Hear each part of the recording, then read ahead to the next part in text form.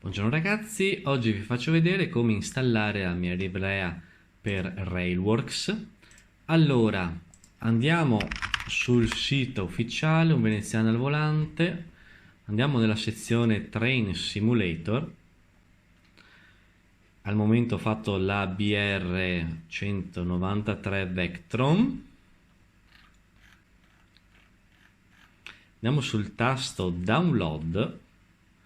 Andiamo qui, scarica comunque, leggiamo le istruzioni, avrete bisogno di questo DLC, estrarre il file RAR copia e incolla sulla cartella Asset Cal 193 Pack Rail Vehicle Electric. Bene, andiamo sulla cartella Download, lui ci ha scaricato io ce l'avevo già, vabbè, estraiamolo con WinRAR.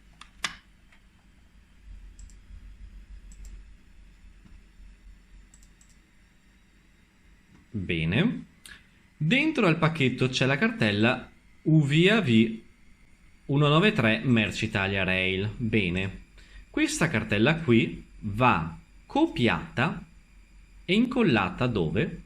Su Railworks, Asset, Cal 193 Pack Rail Vehicles Electric, ovvero il percorso che vi ho scritto qui. Tasto destro incolla. Assicuriamoci che dentro la cartella non ci sia una nuova sottocartella con scritto UVAV 193 Merci Italia Rail. Mi raccomando, importante. Basta, finito. Andiamo nel gioco.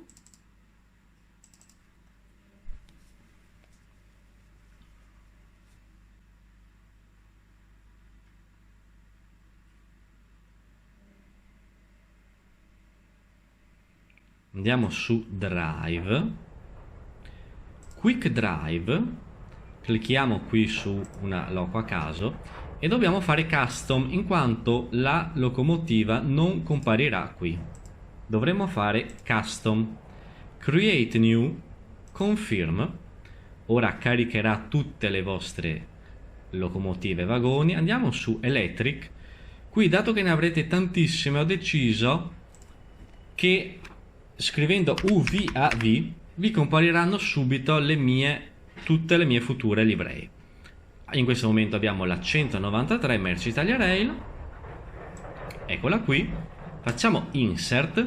Se volete lasciarla così, perfetto. Se invece volete aggiungergli qualche vagone merci, cancelliamo UVAV, così avrete tutti quanti i container che volete.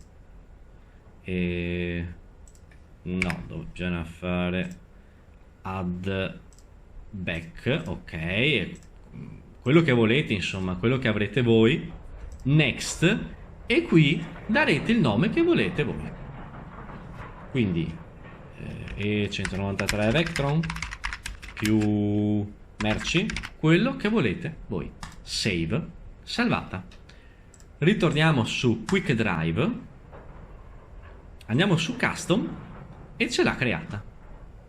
Dopodiché andiamo sulla mappa, scegliete la mappa che volete e via.